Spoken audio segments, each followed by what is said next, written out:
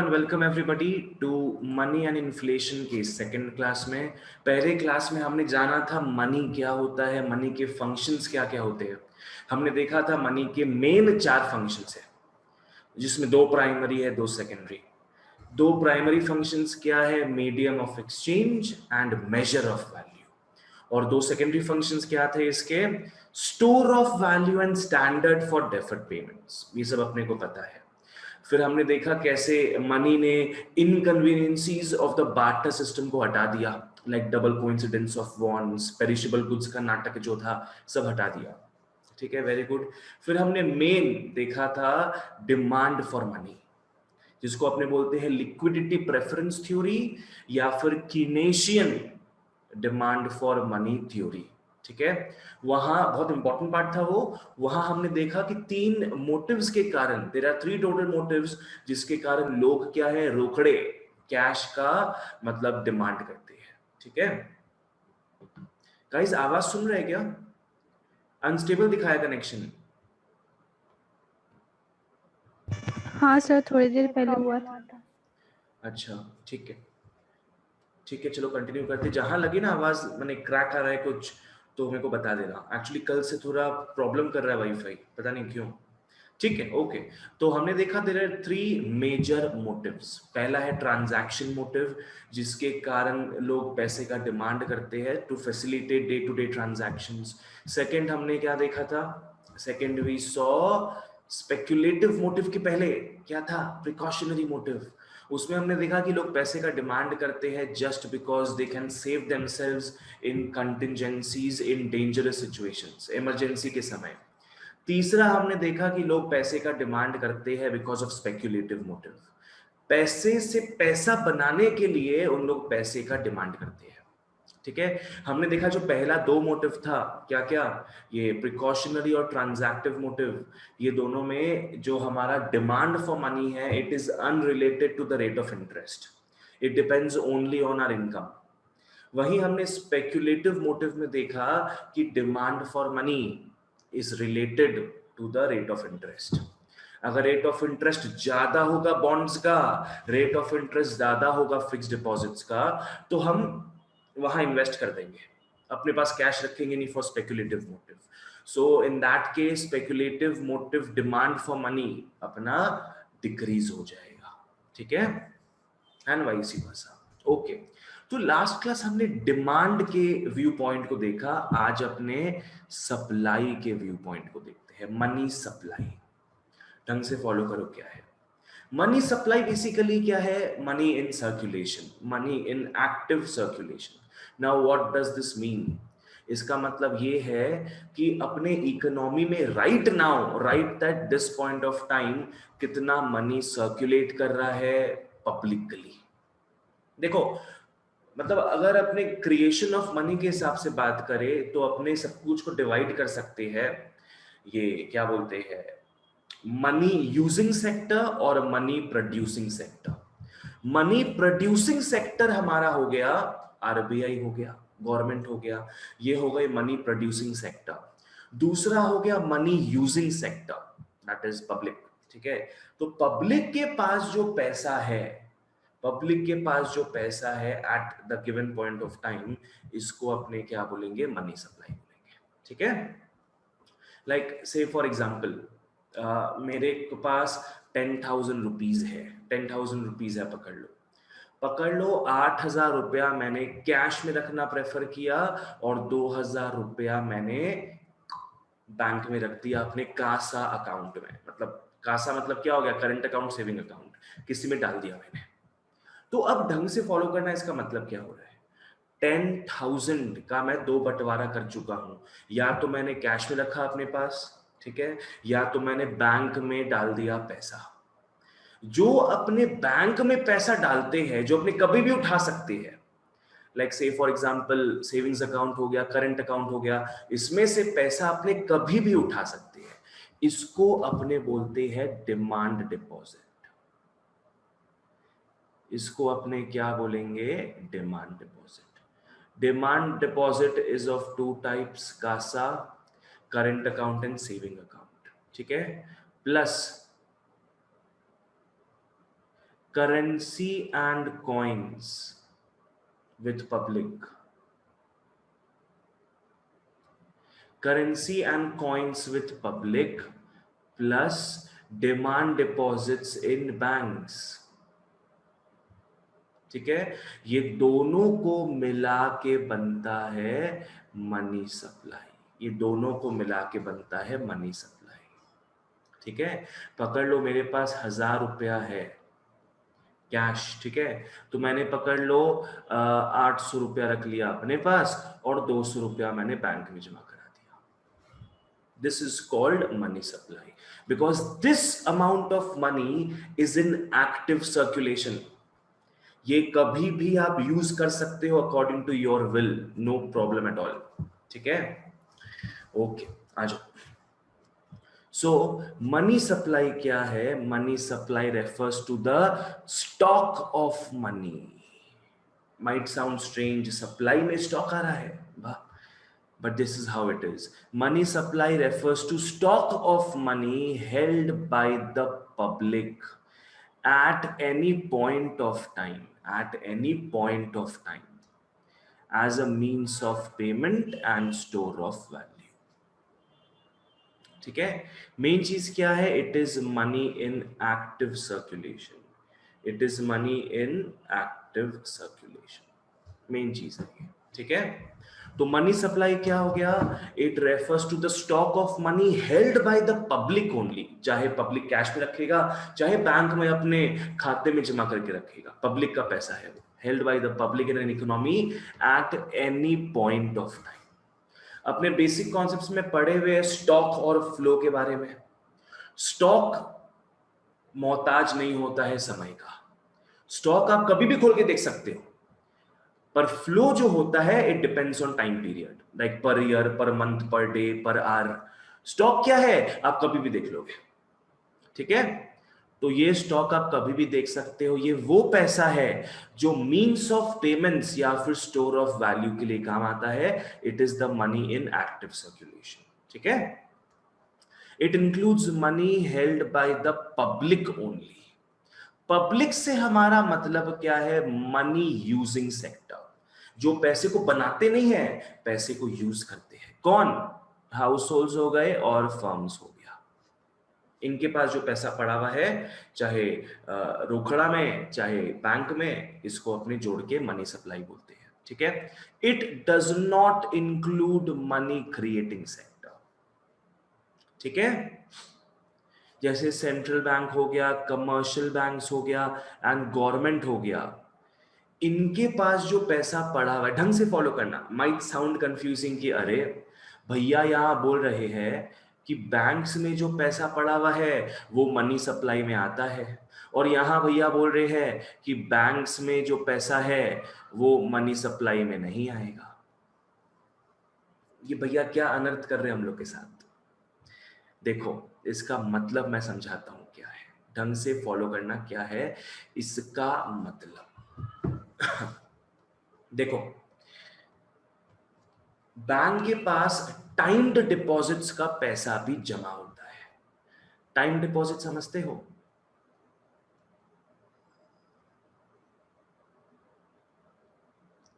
Time deposit समझता है कोई यहाँ पे? क्या है?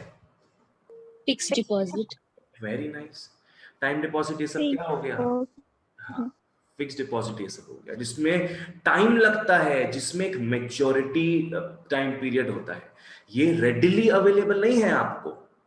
डिमांड डिपॉजिट का मतलब क्या है? डिमांड का मतलब क्या है कि ये आपका पैसा है। आप जब डिमांड करोगे बैंक वाला आपको पैसा देगा। एटीएम में जाओ, तुरंत आप डिमांड करो अपने पैसे का, एटीएम से पैसा मिल जाएगा आपको। इसको डिमांड डिपॉजिट बोलते हैं, ये आपका हक का पैसा है, ये एक्टिव सर्कुलेशन में यूज हो रहा है। पर टाइम डिपॉजिट क्या होता है ना बच्चों? टाइम डिपॉजिट मतलब हो गया ये वो पैसा है जो अपने फॉर लॉन्ग टाइम जमा करके रखते हैं। ये एक्टिव सर्कुलेशन का पार्ट नहीं होता, तो इसको अपने नहीं जोड़ते हैं इन मनी सप्लाई। ठीक है, चलो okay. It is a stock concept क्योंकि उसको अपने मेजर करते हैं at a point of time. Alright, चलो ठीक है, बहुत बढ़िया। सो आई होप आप सबको बेसिक ज्ञान मिल गया है मनी सप्लाई क्या होता है। अब इन दो कंपोनेंट्स को अपने डिटेल में पढ़ते हैं। आ जाओ। There are two components of money supply, let's have a look at them. There are two components of money supply, जैसा मैं बता चुका हूं ऑलरेडी। एक है करेंसी नोट और metallic coins with the public. दूसरा क्या है, डिमांड डिपॉजिट, जो हम बैंक में जमा करके रखते हैं। ठीक है, ओके। कॉइन्स तो पता ही है क्या है, कॉइन्स मेटल से बना होता है। ठीक है, they are token money. Token money मतलब क्या है बेसिकली, कि ये वर्थलेस है। अगर आप मार्केट में इसको मेटल के हिसाब से बेचने जाओगे तो वर्थलेस है ये। वो तो इसका वर्थ बना दिया गया है बिकॉज गवर्नमेंट ने इसमें स्टैंप मारा हुआ है, 1 रुपया 2 रुपया 5 रुपया 10 रुपया करके। पर अगर आप इसको ऐसे ही गला के मेल्ट करके बेचने जाओगे तो बहुत कम वैल्यू होता है इसका। थिंक अबाउट पहले जमाने का जो सिल्वर कॉइन्स था, गोल्ड कॉइन्स था, वो सबको टोकन मनी नहीं बोलते थे, वो सबका एक अंदरूनी वैल्यू होता था। ठीक है, तो ये सब क्या है, टोकन मनी है। इसका इज्जत तभी तक रहता है जब तक गवर्नमेंट बोलता है इसका इज्जत रखो। ठीक है, it has value only as per the government. It has value only as per the government. ठीक है, इसको आप मेल्ट करके बेचने जाओगे, इसका कोई इंट्रिंसिक वैल्यू, कुछ अंदरूनी वैल्यू नहीं है। ठीक है, हमें पता है right of minting coins government का मोनोपोली है। Right of minting coins government का मोनोपोली है। यहां पे चीज याद रख लो, it is not equal to RBI. बहुत लोग सोचते हैं ना कि इंडिया में जो भी पैसा बनता है, नोट वोट जो भी मनी बनता है, वो आरबीआई बनाता है। ये गलत धारणा है। नोट्स भले आरबीआई छापता हो, बड़े बड़े हाई वैल्यू के नोट्स या कोई भी नोट्स पकड़ लो, पर कॉइन्स जो है वो गवर्नमेंट के मिंट होते हैं। गवर्नमेंट मिंट सुना होगा सब लोग। गवर्नमेंट मिंट क्या है, कॉइन्स बनाता है। ठीक है, ओके। नेक्स्ट क्या है, मेटेलिक कॉइन्स का तो बात हो गया, पेपर मनी का बात करते हैं अब। पेपर मनी को अपने बोलते हैं currency notes. Simple, it refers to paper money, जो अपने सभी को पसंद है इन ह्यूज ह्यूज क्वांटिटीज। ठीक है, they have a very small intrinsic value of their own, so it also acts as token money. Small intrinsic value मतलब क्या हो गया, इसका अंदरूनी वैल्यू 0 है। आज पहले का अगर आपके पास 1000 रुपए का नोट अगर लाख पीस भी पड़ा हो, सोच लो ये चीज, अगर आपके पास पहले का 1000 रुपए का नोट लाख पीस भी पड़ा है अभी, वो रद्दी के भाव बिकेगा। तो बेच के निकल जाओ इसको, कहीं किलो के दाम पे बेच दो, 1-1 किलो का 10-12 रुपया मिल जाएगा अपने को। कहाँ वो 1000 रुपया मेंटेन करके रखता था, कहाँ अब डिमोनेटाइजेशन के बाद वर्थलेस हो चुका है। क्यों? बिकॉज है तो पेपर ही, है तो पेपर ही वो, इसका कोई भी अंदरूनी वैल्यू नहीं होता। ये आरबीआई प्रोड्यूस करता है। ठीक है, एक चीज और समझ लो, यहां पे इंडिया में गवर्नमेंट का जो मिनिस्ट्री ऑफ फाइनेंस है, वो 1 रुपए के नोट्स इश्यू करता है एंड ऑल कॉइन्स। जैसा मैं बताया आपको ऊपर के फर्स्ट पॉइंट में, जैसा बताया कि कॉइन्स भैया गवर्नमेंट छापता है, सॉरी गवर्नमेंट बनाता है। तो गवर्नमेंट का तो अलग अलग डिपार्टमेंट होता है। कौन सा डिपार्टमेंट जुड़ा हुआ है कॉइन्स बनाने में? Ministry of finance. ठीक है, और in addition ministry of finance 1-1 रुपए का भी नोट बनाता है। घर पे अगर आप लोग के पड़ा होगा 1 रुपए का नोट, देखना उसमें आरबीआई का जिक्र नहीं होगा, उसमें लिखा होगा मिनिस्ट्री ऑफ फाइनेंस। देखना एक बार, अपने ओवरलुक कर जाते, नहीं ध्यान देते सब चीज में, पर अब आपको समझ में आएगा कि वो मिनिस्ट्री ऑफ फाइनेंस का बनाया हुआ है। ठीक है, बाकी जो भी नोट्स है सब आरबीआई इशू करता है। सिंपल, एकदम क्लियर। ठीक है, चलो, तो हमने मनी सप्लाई का पहला कंपोनेंट देख लिया, जो राइट नाउ पब्लिक के पास पड़ा हुआ है। दूसरा आता है demand deposit. Demand deposit simply एक ऐसा डिपॉजिट है जहां से मनी आप तुरंत निकाल सकते हो यूजिंग चेक्स, जहां से आप अपना पैसा तुरंत डिमांड कर सकते हो, विड्रॉ कर सकते हो यूजिंग चेक्स। ठीक है, ये ओल्ड डेफिनेशन है यूजिंग चेक्स। अभी घंटा कोई चेक यूज करता है, बहुत कम लोग चेक यूज करते हैं। अभी तो भाई गूगल पे हो गया, पेटीएम हो गया, यूपीआई हो गया, ये सब का जमाना है ना। पर जैसा आप लोग के बुक्स में दिया होता है वैसे ही फॉलो करना पड़ेगा अपने को, ठीक है। सो डिमांड डिपॉजिट बेसिकली क्या हो गया, savings account and current accounts of the depositors in the commercial banks, ठीक है। ओके, एक डिस्टिंक्शन याद रखना स्टूडेंट्स, आगे काम आएगा। एक डिस्टिंक्शन याद रखना कि बैंक्स दो प्रकार के होते हैं, एक कमर्शियल बैंक्स हो गया और एक होता है सेंट्रल बैंक, ठीक है। तो इकोनॉमी में कोई भी नेशन में हमेशा एक ही सेंट्रल बैंक होगा और कमर्शियल बैंक्स बहुत सारे हो सकते हैं। So central bank is like the umbrella organisation, it looks after, it cares for its so many children, so many commercial banks, ठीक है। जैसे फिलहाल अभी येस बैंक का बहुत तमाशा हो गया था। Just before lockdown Feb March में येस बैंक के साथ बहुत बड़ा गड़बड़ घोटाला हो गया था। जो मालिक उसका बोला कि मैं कुछ भी हो जाए, मैं येस बैंक का एक शेयर नहीं बेचूंगा, जो ही हो जाए। वो बेचारा सारा, बेचारा नहीं, वो डैश डैश डैश सारा शेयर बेच के अपना निकल गया वहां से, सारा शेयर बेच के निकल गया। स्टोरी पढ़ना है इसका, ठीक है। तो खैर येस बैंक क्या है, कमर्शियल बैंक हो गया। एंड सेंट्रल बैंक क्या है ना, अपने बच्चों का, अपने कमर्शियल बैंक्स का बहुत अच्छे तरीके से केयर करता है। कोई बैंक अगर डूबने वाला होता है तो आरबीआई, सेंट्रल बैंक, इंटरवीन्स, ठीक है। एक चीज समझ लो, पब्लिक का जो रिश्ता है कमर्शियल बैंक के साथ, कमर्शियल बैंक का वो सेम रिश्ता है सेंट्रल बैंक के साथ, कमर्शियल बैंक का वो सेम रिश्ता है सेंट्रल बैंक के साथ। समझ में आया? हम लोग अपना खाता खोलते हैं कमर्शियल बैंक के साथ और कमर्शियल बैंक का खाता खुला हुआ होता है सेंट्रल बैंक के साथ। हम लोन लेते हैं कमर्शियल बैंक से और कमर्शियल बैंक लोन लेता है सेंट्रल बैंक से। तो ये कुछ नाता हो गया, ठीक है। ओके, सो डिमांड डिपॉजिट क्या है, saving account and current account with the commercial bank. Central bank का रोल नहीं है इसमें, ठीक है। ये कैसे अकाउंट्स होते हैं, these refer to those deposits held with the commercial banks on the basis of which cheques could be drawn. Simple, ठीक है। These deposits are payable on demand. It is unlike time deposits, जहां आपका पैसा stuck हो गया till the day of maturity. Okay, ठीक है guys, सबको क्लियर है यहां तक कि मनी सप्लाई क्या होता है? तो एक बार यस बोल दो फटाफट। Yes, sir. Yes, sir. Yes.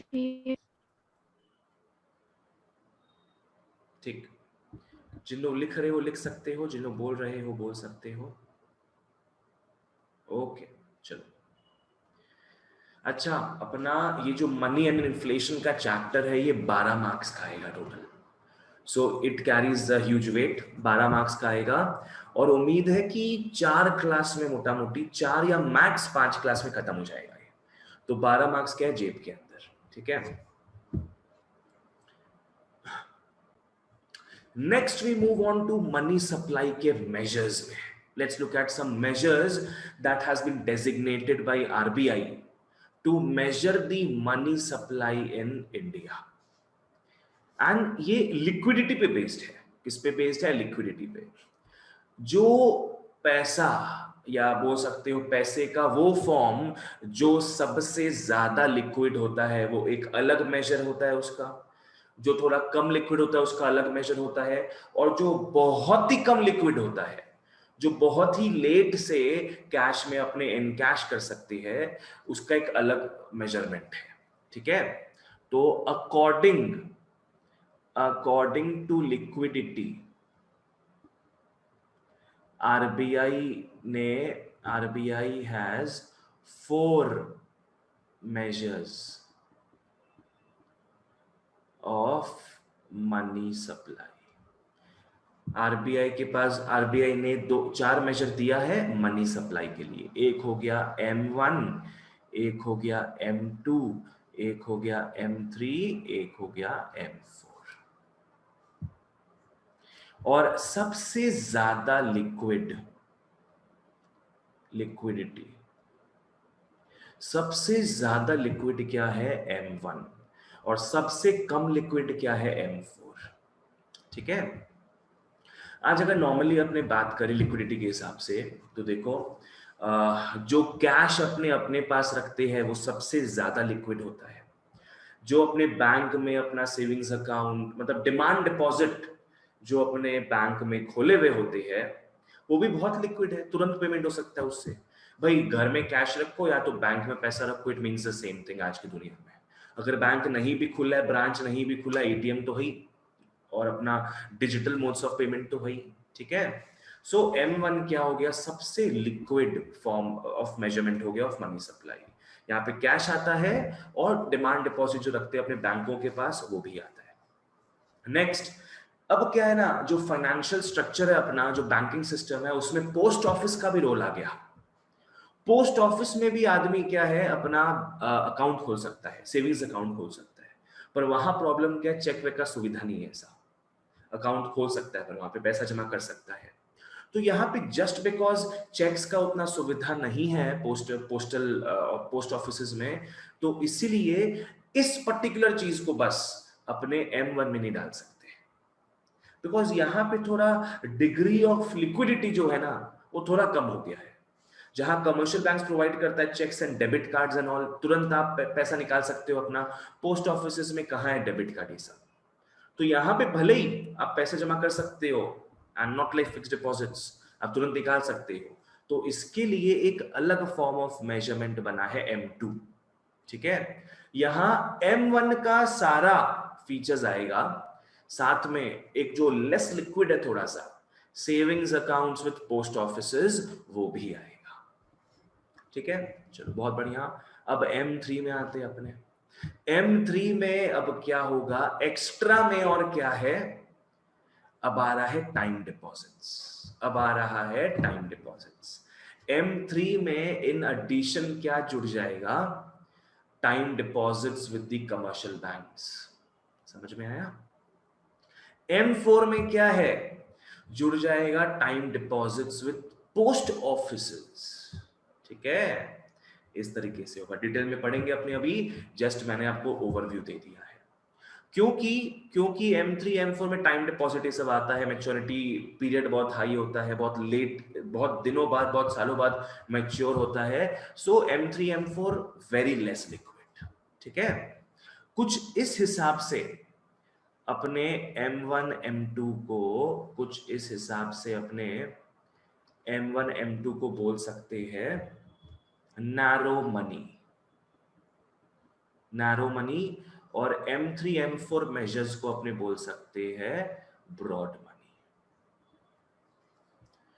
इसको नैरो क्यों बोल रहे हैं? बिकॉज यहां पे टाइम डिपॉजिट्स का बात नहीं होता। इसको ब्रॉड क्यों बोल रहे हैं? बिकॉज इसमें सारे चीजों का बात होता है, चाहे कैश बोलो, चाहे डिमांड डिपॉजिट बोलो, चाहे टाइम डिपॉजिट बोलो, तो बहुत ब्रॉड है ये। ठीक है, समझ में आ गया ओवरव्यू? अब चलो पर रिवाइज कर लेते, पढ़ लेते इसको, आ जाओ। ठीक है, तो इंडिया में आरबीआई यूज करता है 4 measures of money supply, namely M1 M2 M3 and M4। इसके सबके डिफरेंट डिग्रीज ऑफ लिक्विडिटी है। ठीक है। M1 में क्या है? Currency and coins with the public आता है, जैसा बता चुका हूं ऑलरेडी। प्लस डिमांड डिपॉजिट्स आता है with the commercial banks, DD। Plus कुछ अदर डिपॉजिट्स है आरबीआई के साथ, वो भी आ जाता है। अदर डिपॉजिट्स विद आरबीआई, वो भी आ जाता है। ठीक है, इस पे ज्यादा ध्यान देंगे नहीं आप।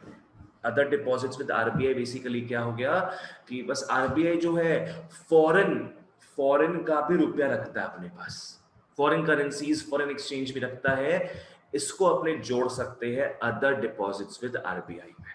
ठीक है, ये सबसे basic measure of money supply है, और इसको अपने ट्रांजैक्शन मनी भी बोल सकते हैं।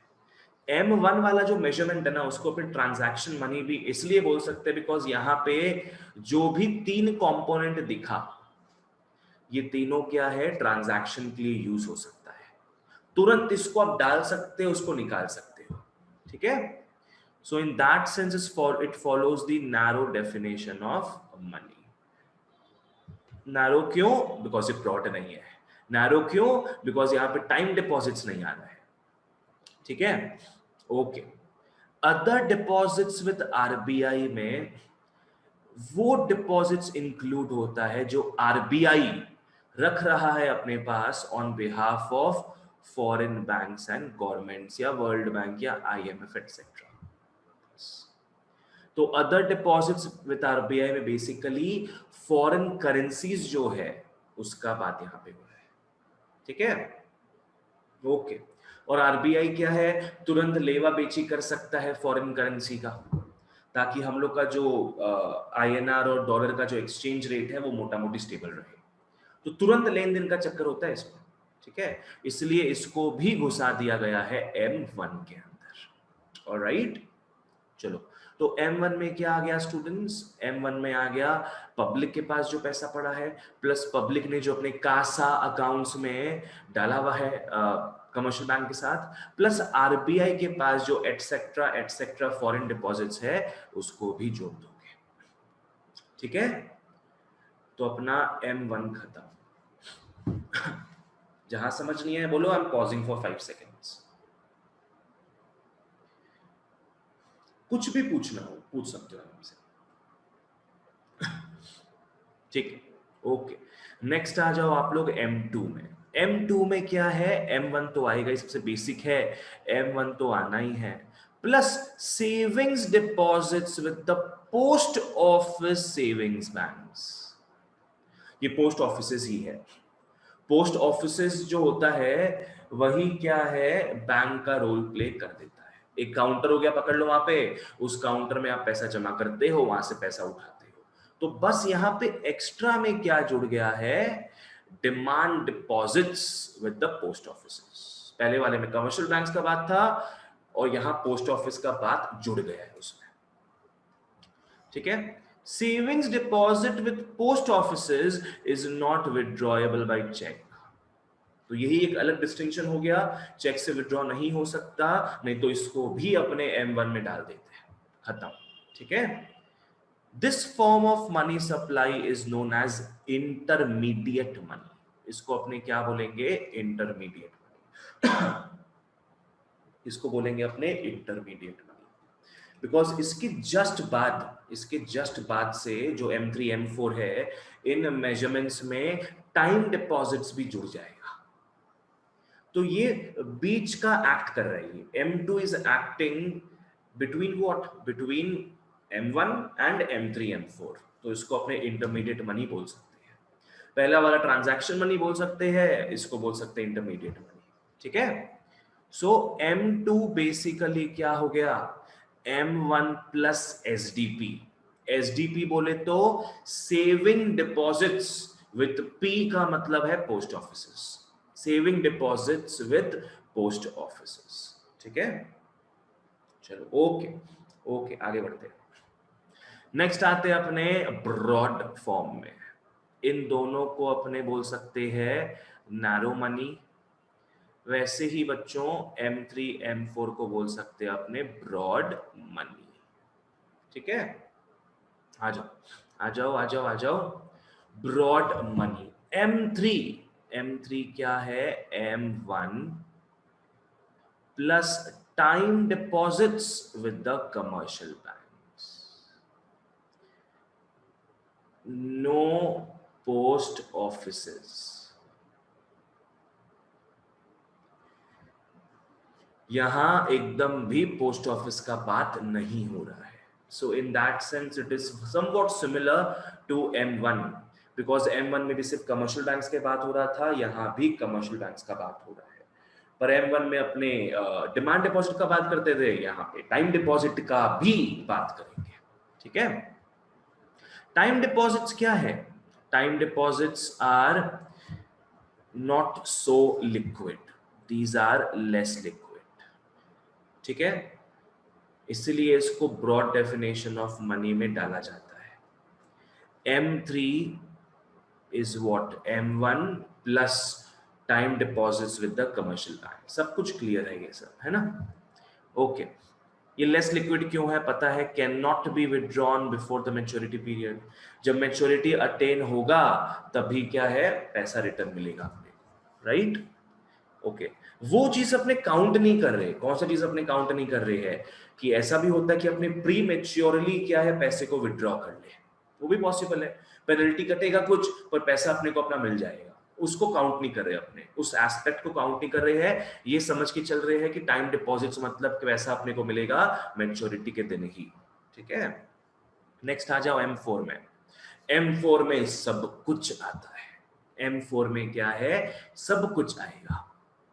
क्या है? M3 आ जाएगा plus total deposits with post office savings bank, excluding, यहां पे चीज याद रखना, excluding national saving certificate.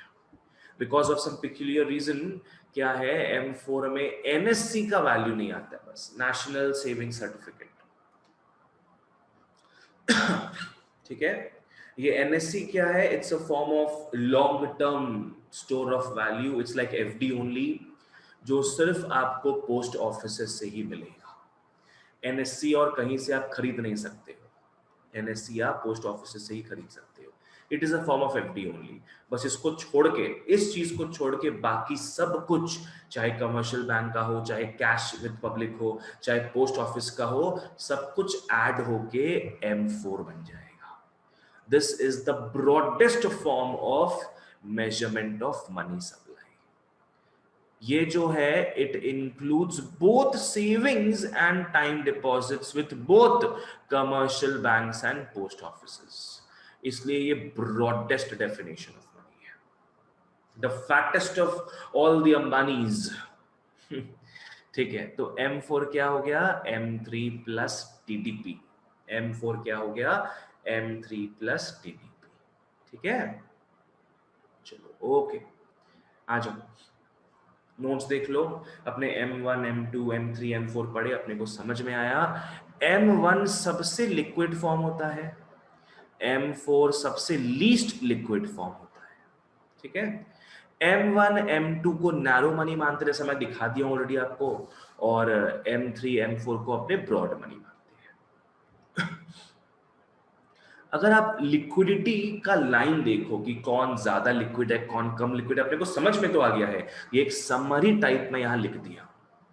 Currency सबसे ज्यादा लिक्विड है, followed by demand deposits, followed by savings deposit with post offices, and lastly आता है टाइम डिपॉजिट्स। ठीक है, बस ओके, वेरी गुड। अब आ जाओ डेफिनेशन देखते हैं इसका स्टूडेंट्स। आ जाओ, डिफरेंसेस देखते हैं, राधा डिफरेंसेस देखते हैं between narrow money and broad money. Narrow money क्या हो गया? It includes currency held by the public and demand deposits held by the commercial banks and savings deposits with post offices. So basically ये M1 M2 को दर्शा रहा है। M1 का भी क्वालिटी है इसमें, M2 का भी क्वालिटी है इसमें, ठीक है?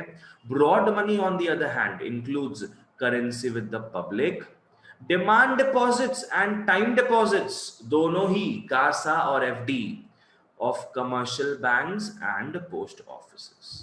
सिंपल है, एकदम सिंपल, बस समरी दे दिया है। नैरो मनी में M1 M2 का समरी आ गया, ब्रॉड मनी में M3 M4 का समरी आ गया। Narrow money its liquidity is high, broad money its liquidity is less। Narrow money में क्या है? Narrow money is M1 and M2, broad money क्या है? M3 and M4।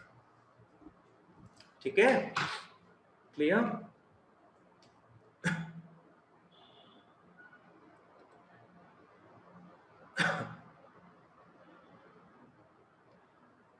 Okay, alright, ठीक है गाइस, अगर यहां तक क्लियर है तो यस बोल दो एक बार। Yes sir. Yes sir. Yes, sir. Yes, भैया. ओके, ठीक है। चलो अब अपने आते एक और क्वेश्चन की ओर, डिटर्मिनेंट्स या फिर फैक्टर्स ऑफ मनी सप्लाई। ये जो मनी सप्लाई अपने देख रहे हैं, ये कैसे कैसे इन्फ्लुएंस हो सकता है, किन किन चीजों से इन्फ्लुएंस होता है। कब आरबीआई चाहता है कि देश में ज्यादा कैश रिलीज हो, कब आरबीआई चाहता है कि देश का जो बैंकिंग सिस्टम है, जो इकोनॉमिक सिस्टम है, उसमें से वो कैश को अब्सॉर्ब कर ले, ताकि लोगों के पास, बैंकिंग सिस्टम के पास कम कैश हो। तो उन सब चीजों का बात करेंगे। इसी के थ्रू अपने नेक्स्ट क्लास में देखेंगे इन्फ्लेशन डिफ्लेशन का कॉन्सेप्ट आता है। क्या है, अगर मार्केट में ना मनी सप्लाई बढ़ जाता है, अगर मार्केट में मनी सप्लाई बढ़ जाता है, मतलब सबके पास बहुत पैसा आ गया है। जो फुटपातिया है, फुटपाथ पे सो रहा है, उसके पास भी पकड़ लो हजारों रुपए आ गया। तो हम जैसे नॉर्मल लोग के पास तो लाखों करोड़ों रुपए आ जाएगा उस हिसाब से। तो वो सब केस में क्या होता है ना, जब लोगों के पास बहुत ज्यादा पैसा आ जाता है, इन्फ्लेशन स्टार्ट्स किकिंग इन, तो आरबीआई फिर इंटरवीन करता है वो सब चीज में। ठीक है, क्या है, फॉलो करना। आरबीआई का मेन जो बेसिक इफेक्टिव टूल है वो है LRR। LRR, that is legal reserve ratio. LRR, that is legal reserve ratio. इसके दो कंपोनेंट्स हैं। लीगल रिजर्व रेशियो क्या हो गया, it is RBI mandated. RBI सारे कमर्शियल बैंक्स को बोल के रखा है कि तुम लोग के पास जो भी पैसा आएगा, डिपॉजिटर्स जो भी पैसा जमा करेंगे, आज देखो अपने को पता है, मेरे को बताना, बैंक वालों के पास जब अपने पैसा जमा करते हैं तो बैंक वाले क्या करते हैं उस पैसे का, लोन दे देते हैं। लोन देते हैं। बिल्कुल सही। इन्वेस्ट करते हैं। बैंक वाले क्या करते हैं, उसका लोन दे देते हैं, है ना। हम लोग को 3-4% में सल्टा देते हैं कि हमारे यहाँ सेविंग्स अकाउंट खोलो, 3-4% मिल जाएगा। उस लालच में हम खोल देते हैं, पकड़ लो हमें 4% मिल रहा है इंटरेस्ट। और उसी पैसे को यूज करके बैंक वाला क्या है, लोन देता है बड़े बड़े फर्म्स को, छोटे मोटे फर्म्स को, और आजकल तो कंज्यूमर्स को भी लोन देने लगा है ताकि अपने हाई टिकट आइटम्स खरीद सके, लाइक एक्सपेंसिव फोन्स हो गया, एसी हो गया, लैपटॉप्स हो गया, खरीद सके ईएमआई में। सबको लोन प्रोवाइड करता है बैंक आजकल। तो बैंक क्या है, उन लोग से ज्यादा इंटरेस्ट चार्ज करता है। पकड़ लो 18, पकड़ लो 15%, 15% इंटरेस्ट चार्ज कर रहा है। हमारा ही पैसा बैंक के थ्रू जा रहा है जरूरतमंद लोगों के पास, और बैंक उनसे 15% इंटरेस्ट चार्ज कर रहा है, और हमें 4% इंटरेस्ट दे रहा है सालाना, हर साल। तो अब जो 11-12% का जो स्प्रेड उसको मिला है, ये उसका प्रॉफिट हो गया। तो भयंकर कमाता है बैंक्स, क्या करके, मिडलमैन बन के हमारा पैसा जरूरतमंद तक पहुंचा के वो 10-15-12% कमाता है इस तरीके से। खैर ठीक है, अब होता क्या है ना, बैंक में अपने पैसा जमा किए तो बैंक वाला तो ऑब्वियसली क्या चाहेगा कि जितना पैसा आ रहा है, इफ नॉट ऑल, मैक्सिमम पैसा लोन पे चढ़ा दे।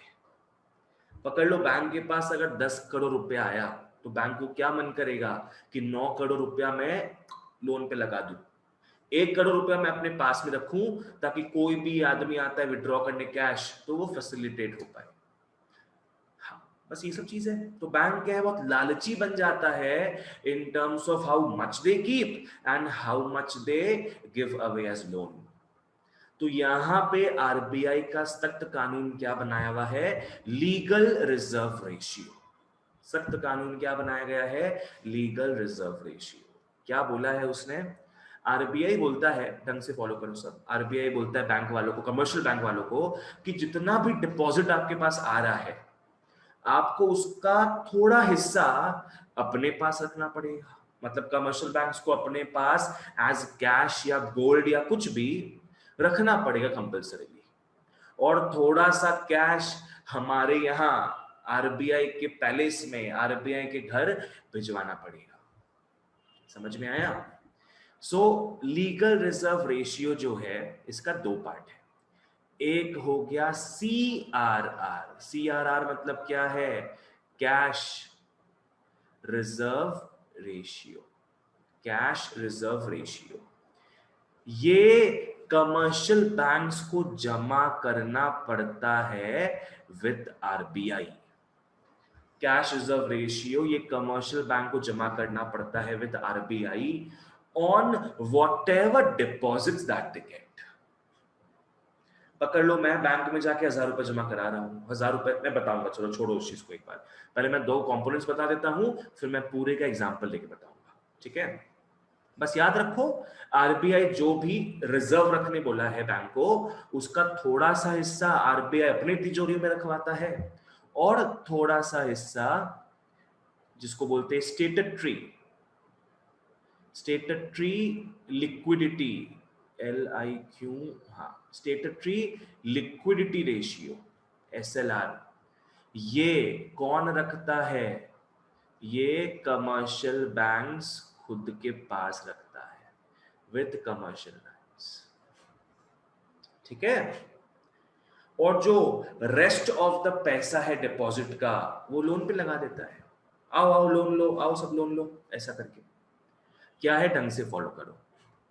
पकड़ लो मैं बैंक में जाके 1000 रुपए जमा करता हूं। अब 1000 रुपए कैसे कहां कहां डाइवर्ट होता है सुनो। पकड़ लो आरबीआई ने मैंडेट किया हुआ है कि 20% of all the cash deposits have to be kept as reserve, ठीक है। जिसमें से वो बोलता है 5% भैया मेरे यहाँ रखवा दो और 15% तुम अपने बैंक के ब्रांचेस में या फिर क्या बोलते हैं लोकल चेस्ट्स पे जो होता है वहां पे रख सकते हो। तो अब मैं पकड़ लो 1000 रुपए जमा करवाता हूं बैंक में, तो क्या होगा, 200 रुपया कंपल्सरीली कमर्शियल बैंक को हिफाजत से रखना पड़ेगा। 200 रुपया को वो हाथ नहीं लगा सकता, वो इसको लोन बना के पेश नहीं कर सकता। 200 रुपया में से क्या है, 50 रुपया वो आरबीआई के यहां भिजवाएगा और 150 रुपया वो अपने पास रखेगा टू फैसिलिटेट द विड्रॉयल्स। किसी को पैसा विड्रॉ करना हो तो बैंक के पास तो कैश होना चाहिए उस वक्त, तो बैंक क्या है वो सब चीज के 150 रुपया रख लेगा अपने पास। ये चीज होता है, ठीक है। ये चीज के थ्रू, ये चीज तो मैं बता दिया हूं आपको कि आरबीआई किस किस तरीके से इन्फ्लुएंस करता है इन वैल्यूज को। अब अपने समझते हैं कि फैक्टर्स क्या क्या है मनी सप्लाई को इन्फ्लुएंस करने का। ढंग से फॉलो करो। पहला 2 देखो, कैश रिजर्व रेशियो CRR, यहां पे डिस्कस हुआ ही है। स्टेटट्री लिक्विडिटी रेशियो SLR, ये यहां पे डिस्कस हो गया। ये क्या है, विद आरबीआई रखना पड़ता है और ये क्या है, विद कमर्शियल बैंक्स, ठीक है। ढंग से फॉलो करो इस चीज को। गाइस देखो, बैंक क्या है, यहां पे 200 रुपया हटा के 800 रुपया का लोन दे सकता था। अपने एक आगे के क्लास में देखेंगे कि ना, देखो भले ही नोट छापता है आरबीआई, पर नोट को मल्टीप्लाई करता है बैंक्स। ये समझेंगे ढंग से अपने नेक्स्ट क्लास में कि कैसे पकड़ लो बैंक 800 रुपया लोन पे लगाता है। 800 रुपया, ये पकड़ लो 800 रुपया लोन पे लगाया, ये बढ़ते बढ़ते पकड़ लो 4000 रुपया हो गया, because it's a cyclical process. देखेंगे अपनी इस चीज को, ठीक है। तो अभी ये चीज समझ लो, बस अभी ये चीज समझ लो कि बैंक पकड़ लो जब 800 रुपया लोन पे देता है किसी को, तो वो बैंकिंग सिस्टम के थ्रू गुजर के रिवॉल्व हो के पकड़ लो वो 4000 रुपए का रूप धारण कर लेता है। मान के चलते रफ वैल्यू 4000 रुपए का वो रूप धारण कर लेता है। तो ये 800 रुपया जो है, ये 800 रुपया एक्चुअली बैंक में डिपॉजिट हुआ था। ये 800 रुपया एक्चुअली बैंक में डिपॉजिट हुआ था। कमर्शियल बैंक ने लोन की प्रक्रिया जो भी बोलो वो कर आके उसका 4000 बना दिया। तो मनी सप्लाई कमर्शियल बैंक्स के थ्रू मनी सप्लाई बढ़ गया, 800 का हो गया 4000, ठीक है। अब एक चीज देखना क्या है, और जहां समझ नहीं है प्लीज मेरे को तुरंत रोक के पूछोगे, प्लीज। नहीं पूछना है कुछ? ठीक है, ओके। एक चीज देखो, अगर मेरे को लॉजिकली बताना, अगर आरबीआई बोलेगा कि मैं सीआरआर बढ़ा रहा हूं, मतलब क्या है कि बैंक को थोड़ा ज्यादा रिजर्व रखना पड़ेगा अब आरबीआई के पास। तो बच्चों बताओ मेरे को, बैंक क्या अब ज्यादा लोन दे पाएगा कि कम लोन दे पाएगा? कम लोन देगा। कम लोन देगा। बिकॉज अब क्या है, सीआरआर पकड़ लो, आरबीआई ने बढ़ा दिया है 5% के बदले 15% कर दिया, पकड़ लो, कीपिंग दिस अनचेंज्ड। तो जहां 50 रुपया देता था कमर्शियल बैंक आरबीआई के पास रखवाता था, वहां उसको 150 रुपया रखवाना पड़ेगा। तो जहां बैंक 800 रुपया का लोन दे पाता था, वहां 700 का ही लोन दे पाएगा। 700 का लोन दे पाएगा तो इकोनॉमी में मनी सप्लाई भी कम बढ़ेगा। समझ में आया? तो आरबीआई इस तरीके से मनी सप्लाई को ऑल्टर कर सकता है, सीआरआर को कम बेसी करके। ठीक है?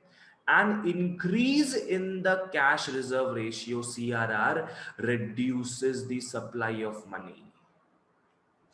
ठीक है? And decrease in the CRR increases the money supply.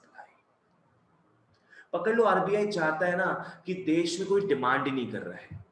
जैसे अभी देखो, कोई घर खरीदना नहीं चाह रहा था बिकॉज पैसा किसी के पास था नहीं लॉकडाउन के समय। तो आरबीआई ने डेकेड का सबसे लोवेस्ट इंटरेस्ट रेट जो है होम लोन्स पे वो लगवा दिया, 6.9%, 6.8% के आसपास। जहां 9% तक होम लोन्स का इंटरेस्ट लगता था, वहां 6.9, 6.8% तक इतना कम इंटरेस्ट रेट हो गया। क्यों? आरबीआई क्यों इस चीज को कम कर दिया? ताकि लोग अब लोन ले, लोग अब घर खरीदे, डिमांड बढ़े इकोनॉमी में। डिमांड अगर इकोनॉमी में बढ़ता है ना, तभी इकोनॉमी क्या है, फुल्ली फंक्शन करता है। ठीक है, ओके। दूसरा मेजर क्या है, दूसरा फैक्टर क्या है, सॉरी, दूसरा फैक्टर है एसएलआर। सिंपल, ये भी सेम चीज है, तो सब बताएगा आपको अभी। एसएलआर क्या है? ये कमर्शियल बैंक्स अपने खुद के पास रखता है। अगर आरबीआई को मन करेगा कि मनी सप्लाई को रिड्यूस करना है, अगेन क्या करेगा? एसएलआर को बताओ, बढ़ाएगा कि घटाएगा?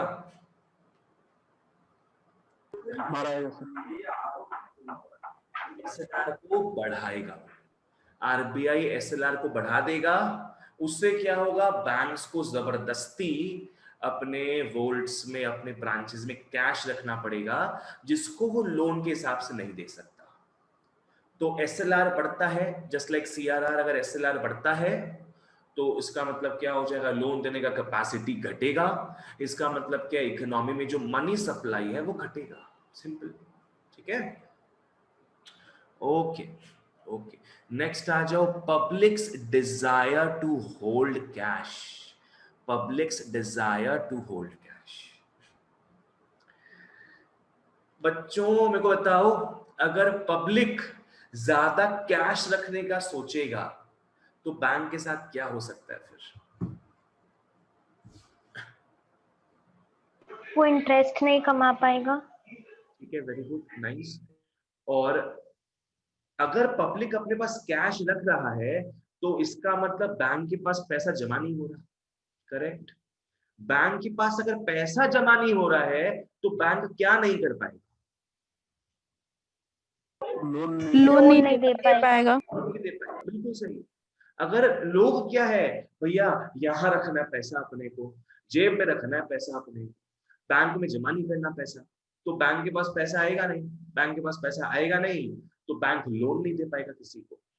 अब बैंक अगर लोन ही नहीं दे पाएगा तो ये जो मैं प्रोसेस बताया आपको, ये तो प्रोसेस हो ही नहीं पाएगा ना फिर। 800 जो बैंक में आ सकता था वो तो पब्लिक के जेब में है। अब 800 का 800 ही रहेगा इकोनॉमी में, 4000 हो ही नहीं पाएगा उसका। ठीक है, तो अगर लोग ज्यादा कैश प्रेफर करते हैं तो बैंक में कम पैसा जमा होगा, तो बैंक वाला कम लोन दे पाएगा, तो मनी सप्लाई नहीं बढ़ पाएगा। वहीं अगर लोग डिजिटली ट्रांजैक्ट करते हैं, कैशलेस मैनर में ट्रांजैक्ट करते हैं, तो बस बैंक के पास पैसा है, बैंक के पास पैसा है और बैंक बहुत लोन दे सकता है, फिर मनी सप्लाई भी बढ़ता जाएगा इकोनॉमी में। ठीक है, मनी सप्लाई भी फिर बढ़ते जाए। तो यहाँ पे वही चीज दिया है, if people are in the habit of keeping less in cash and more in deposits with the commercial banks, money supply बढ़ेगा। और वहीं अगर people do not have banking habits and prefer to keep their money holding in cash, तो ये जो credit creation है ना, ये जो है क्रेडिट क्रिएशन 800 का 4000 हो जाना, this will be less, bank loan कम दे पाएगा, मनी सप्लाई भी कम होगा।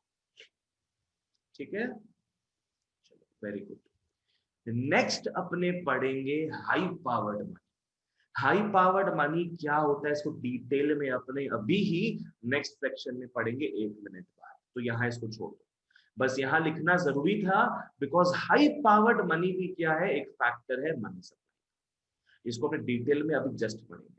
ठीक है, आज और क्या है, एक्सेट्रा एक्सेट्रा मिसलेनियस फैक्टर्स भी हो गए। मिसलेनियस फैक्टर्स भी हो गए कि मार्केट में क्या इंटरेस्ट रेट प्रिवेल कर रहा है, लोगों का इनकम क्या है। ठीक है, फिर बिजनेस में, बिजनेस के एक्टिविटी में क्या चेंज आया, बिजनेस की एक्टिविटी में क्या चेंज आया, इस कारण क्या है, behaviour of banks and public भी चेंज, इस हिसाब से क्या है, मनी सप्लाई भी change. There are many factors, like say for example digitization भी हो गया, say for example digitization during Corona, digitization during Corona क्या हो गया इस केस में, पहले लोग कैश में ट्रांजैक्ट करते थे। पहले मैं बता दूं, हम लोग का जो फीस आता था, पकड़ लो 95% फीस हम लोग का कैश में आता था, 5% आता था ऑनलाइन। अब बताओ तो क्या हो गया सिस्टम, अपोजिट। अब पूरा उल्टा हो गया है। अब 95 क्या 96 97% अब ऑनलाइन पेमेंट आता है। ठीक है, और बाकी एक आध जो घर के आसपास रहते होंगे वो कैश दे जाते हैं। सोचो तो क्या बिजनेस एक्टिविटी में चेंज आया है हम लोग के, जिस कारण पब्लिक का भी बिहेवियर थोड़ा चेंज हो गया और बैंक्स का भी चेंज हो गया है। बैंक्स का कैसे चेंज हो गया, बैंक्स खुश है, अब बैंक्स के पास अब पैसा पड़ा हुआ है, सब तो ऑनलाइन हो रहा है ना, बैंक्स के पास ही सारा पैसा पड़ा हुआ है, कैश तो कोई निकाल ही नहीं रहा। ठीक है, तो बैंक के तिजोरियों में पैसा पड़ा है, बैंक के ब्रांचेस में पैसा पड़ा है, तो उसको अब वो लोन दे पा रहे हैं। तभी देखो अभी राइट नाउ कितने सारे एप्स ऐसे आ गए हैं जो लोन इंस्टेंटली प्रोवाइड करने को रेडी है। बहुत सारा जगह ऐड भी देखा होगा आप सब लोग कि loan with in 2 minutes from ₹1000 to ₹2 lakh, instant disbursal. तो ये सब क्यों कर पा रहा है, ये सब क्यों लोन दे पा रहे हैं ऐसे ऐप वाले कंपनीज, क्योंकि अब बैंक्स के पास बहुत पैसा है। ठीक है, तो वही वो लोन दे दे के मनी सप्लाई बढ़ाती है। अब मनी सप्लाई बढ़ेगा तो ये भी सुन लो, मनी सप्लाई बढ़ने से इन्फ्लेशन भी सेट हो जाता है। ये भी दुरुपयोग है, अपने आगे सब देखेंगे इस चीज के बारे में। ठीक है, आ जाओ। ओके स्टूडेंट्स, आज का अपने लास्ट पार्ट पढ़ते हैं, high powered money. High powered money आज का अपने लास्ट पार्ट पढ़ते हैं, जो कि अगेन एक डिटर्मिनेंट है मनी सप्लाई का, और ये इतना इंपॉर्टेंट है कि इसका मैं अलग ही टॉपिक बनाना जरूरी समझा।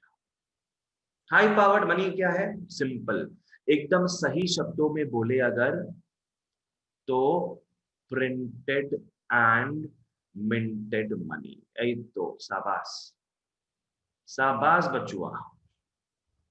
हाई पावर्ड मनी क्या है, printed and minted money. It includes what, it includes all the coins and all the currency notes ever printed or minted by the RBI or the government। ठीक है, तो actual में जितना cash जमा है economy में वो हाई पावर्ड मनी होता है। आज अगर अपने ये सिचुएशन ले, अगर ये सिचुएशन ले, स्टूडेंट्स मेरे को बताओ एक्चुअल कैश कितना इकोनॉमी में?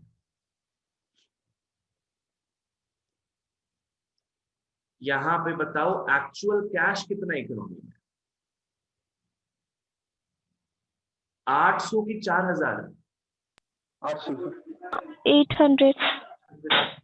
800 एक्चुअल कैश कितना है? 800 रुपया है इकोनॉमी में। एक भले आदमी ने 800 रुपया जमा किया था, तो एक्चुअल में कितना जमा किया वो? 800। अब बैंक लोन दे दे के क्या है, उस चीज का बैंकिंग सिस्टम जो है पूरा, उस चीज का पकड़ो 4000 रुपया बना दिया। पर एक्चुअल में देखा जाए तो 800 रुपया ही इकोनॉमी में। अभी अभी मैं आपको देखो एक फॉलो करना चाहिए। मैं बता रहा था आपको येस बैंक के बारे में बता रहा था कि येस बैंक अभी फेब मार्च में क्राइसिस के थ्रू गुजर रहा था। आरबीआई ने इंटरवीन किया। आरबीआई ने बोला कि जिनका भी डिपॉजिट्स है बैंक में, क्या तो था शायद 5000 के ऊपर या 50,000 के ऊपर आप लोग पैसा एनकैश नहीं करा सकते। क्या हो गया, ऐसा कुछ समझ लो सिचुएशन।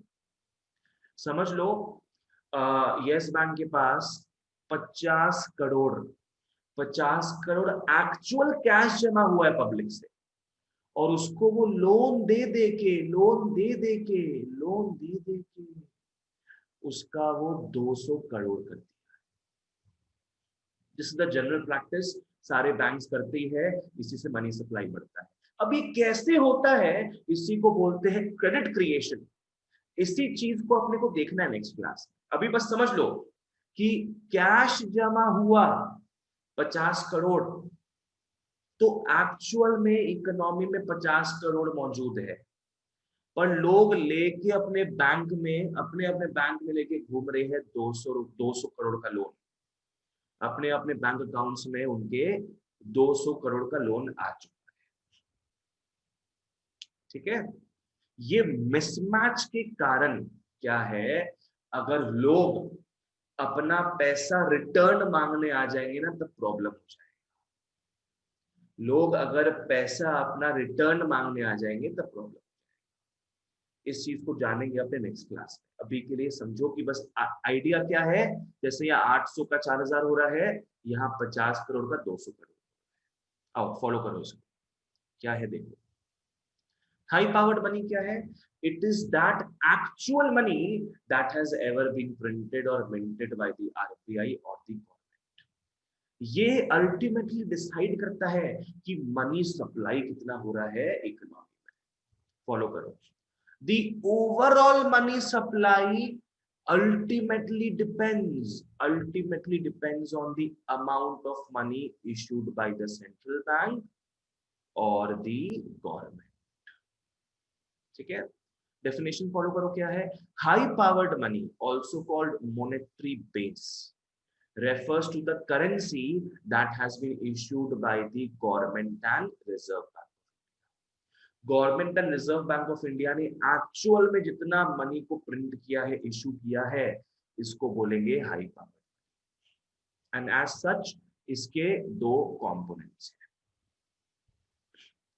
जहां जहां कैश आपको दिख जाए, that is a part of high powered money. Follow करो। Currency, notes and coins held by the public. हाँ, ये भी तो आरबीआई ने या तो गवर्नमेंट ऑफ इंडिया ने पब्लिश किया है ना, प्रिंट किया है। तो currency held by the public is a component of the high powered money. और दूसरा कंपोनेंट क्या है, वो रिजर्व्स जो बैंक के पास अब आपने देख चुके हैं, बैंक के पास दो टाइप का रिजर्व्स पड़ा होता है। एक वो रिजर्व्स जो बैंक खुद अपने पास रखता है, एक वो रिजर्व्स हो गया। एक वो रिजर्व्स है जो बैंक आरबीआई के पास, सेंट्रल बैंक के पास रखवाता है। किसके पास रखवाता है? सेंट्रल बैंक के पास। तो ये दोनों ही इंक्लूड होता है, because these are actual cash. ठीक है, क्या है, फॉलो करो। हाई पावर्ड मनी जो है, it is made up of cash held by the public and reserves in the banks. या तो बैंक अपने तिजोरी पे रिजर्व रखेगा, या तो बैंक क्या है, सेंट्रल बैंक के पास रिजर्व रखवा। वो पैसा जो बैंक लोन पे चढ़ा देता है वो तो कैश पड़ा ही नहीं बैंक के पास ना, that is not a part of high power. ठीक है, आ जाओ, फॉलो करो क्या है, देखो सिमिलैरिटी। अच्छा ये वाला पॉइंट है पहले, ये जो हाई पावर्ड मनी है, ये जो हाई पावर्ड मनी है should not be confused with money supply. Money supply और हाई पावर्ड मनी में सिर्फ सिमिलैरिटी क्या चीज का है कि इन दोनों में जैसा आपने देखे थे, currency held by the public. अपने मनी सप्लाई देखे थे ना, मनी सप्लाई में currency held by the public है and demand deposits with the commercial banks है। यहां हमने क्या देखा, हाई पावर्ड मनी में क्या आ रहा है, currency with the public plus reserves of the banks, not are deposits with them. उस डिपॉजिट का जो सीआरआर एसएलआर वाला पार्ट है उसका बात हो रहा है इसमें। ठीक है, because that is the actual cash over there. Difference क्या है, मनी सप्लाई में demand deposits of commercial banks include होता है, वहीं हाई पावर्ड मनी में क्या है, cash reserves with the banks include होता है। ठीक है, आ जाओ, इसका मैं मस्त डायग्राम बना के दिखाता हूं, तो ढंग से फॉलो करना, ढंग से फॉलो करना।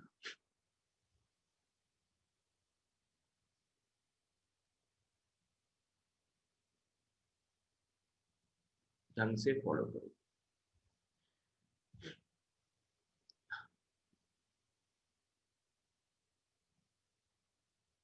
ये बेस देख रहे हो, ये बेस है नीचे का, ये बेस है, इसीलिए इसको अपने मॉनेटरी बेस बोलते हैं, बिकॉज ये पूरे इकोनॉमी में जो मनी है उसका बेस है।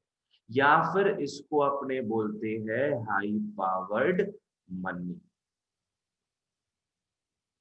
या फिर इसको अपने बोलते हैं हाई पावर्ड मनी। स्टूडेंट्स मेरे को बताओ, हाई पावर्ड मनी के दो कंपोनेंट्स क्या थे?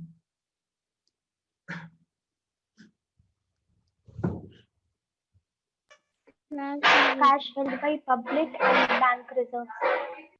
एक क्या है, cash with the public and bank reserves. बहुत बढ़िया, ठीक है, फॉलो करना ढंग से, एकदम ढंग से फॉलो करना।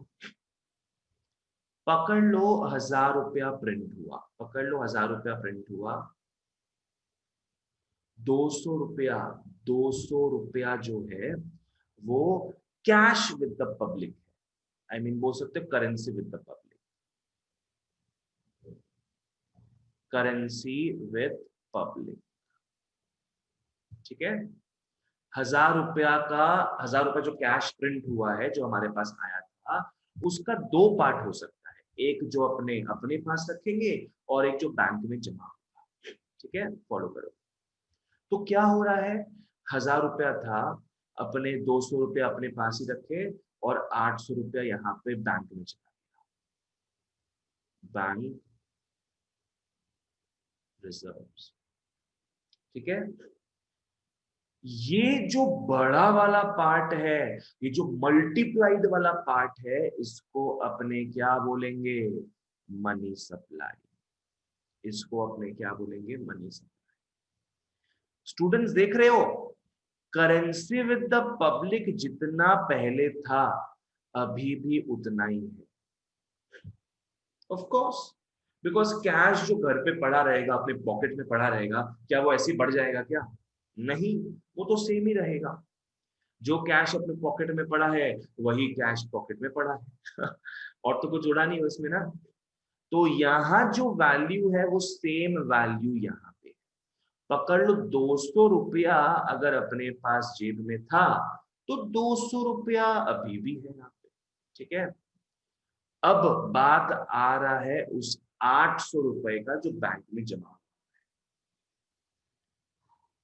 अब आ रहा है 800 रुपया जो बैंक में जमा हुआ। ये 800 रुपया बढ़ बढ़ के क्या हो गया, 4000 रुपया।